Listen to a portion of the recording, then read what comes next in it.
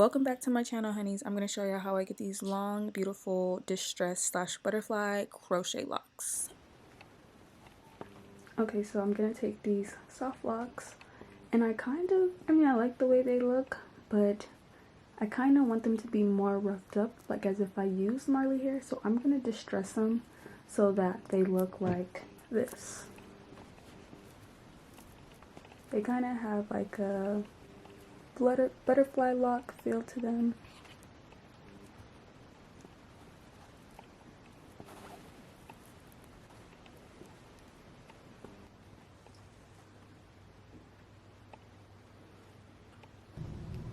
So what I did to get this look is I took two packs of the Bobbi Boss New Locks, which has 21 locks in each one, and then I doubled them, and then I went and I pinched the hairs apart so that they created this distressed look.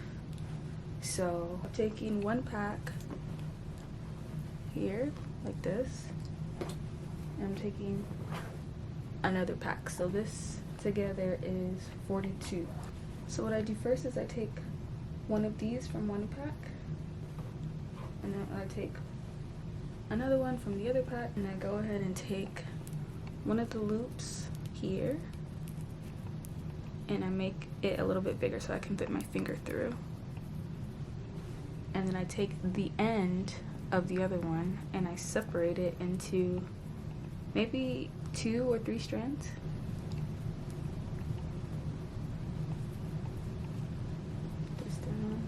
So then after I've taken it in 2 strands, I'm going to take one of the loops here and put it through. So I put the loop through one of the strands, and what I'm going to do is braid it just like a couple strands down. And I want to make sure I get this lock in the middle again. So I guess just like twice. And then I go ahead and tie a knot, and I tie another knot in the back of that.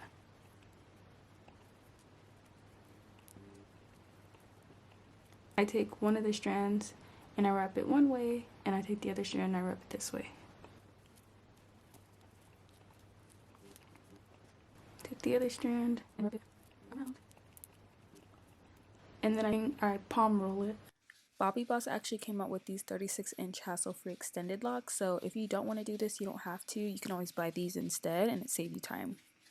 You want to test it to make sure it won't unlock. I'm pulling it pretty tight, so it's not going to unravel. But you could always use nail glue or got to be freeze spray if you want like some extra security.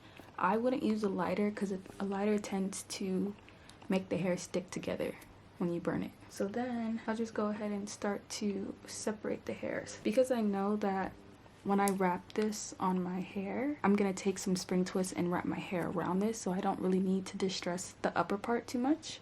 But I'm gonna start kind of like here downwards so that I'm just not wasting my time a little bit. What I do is pull apart the hair and I twist it. I'll get a little thing like that. I typically don't touch the middle because I want it to make sure it stays locked.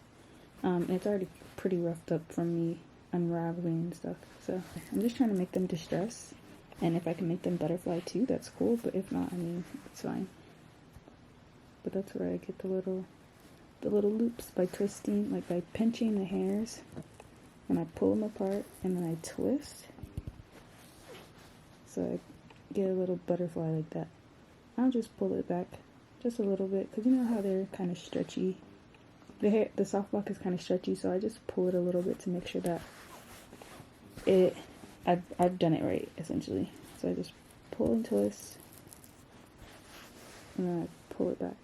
But yeah, it usually takes me like 3 minutes to distress a lock after I've connected it, and 2 minutes to like connect the hair. But if you're faster, you're faster. If you're slower, you're slower. But just to give you a general idea. What I like to do is I like to keep the hair still intact here so that I know where the loops are. I mean, they're not hard to find, but it just keeps it organized for me.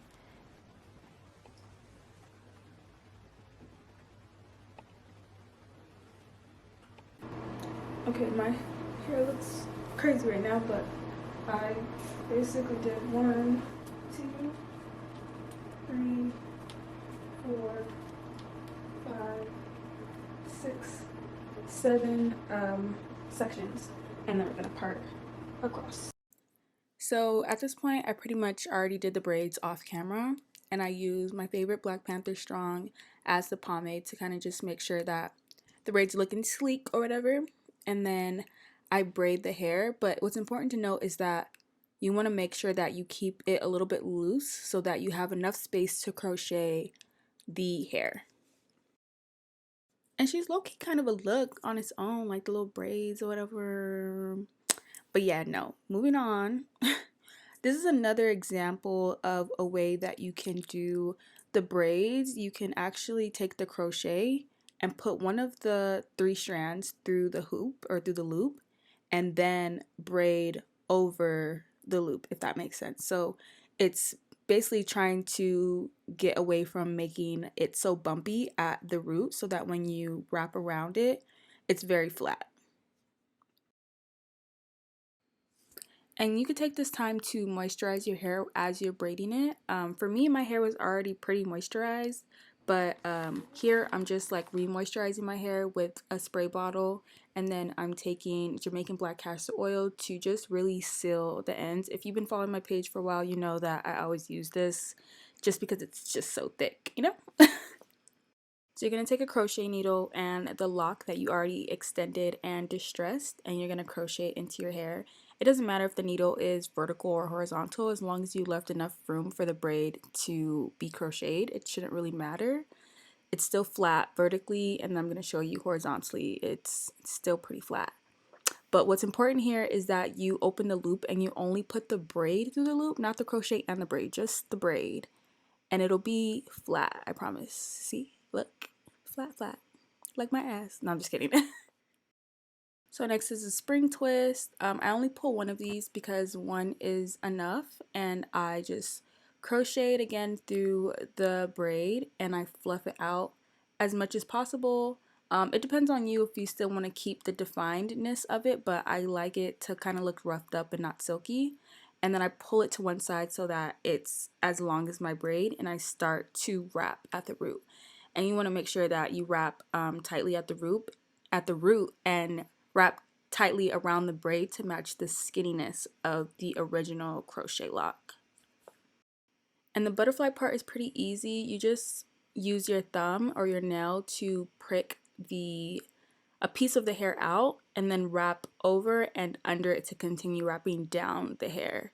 So I'm going to show you again as I wrap, as I take my thumb and I pull a piece of hair out, and then I wrap over, and then I wrap under, and then just keep wrapping. And then I have these little pretty hoops or loops or whatever the hell you call them, butterfly locks. I'm going to continue to wrap down the rest of your braid, and it's up to you to continue to make them looped, but you really want to match it to your crochet lock. I kind of got a little loop happy, but yeah. So then I continue to wrap down, and then that's where my ends are, and I try to protect them and wrap past the hair, wrap past my hair, and then continue to wrap down after that.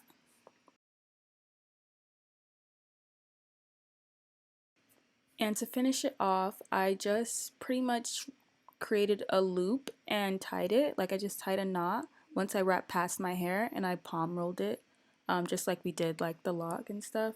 And this is how it turned out. I thought it was pretty good, and the fact that I don't have to wrap all the way down to get that effect, like these are 32-inch locks, so I'm going to drop some text on the screen so you guys can see how long it took me, but all in all, this is the shortest I've ever had to do my hair, like the shortest amount of time, which is great.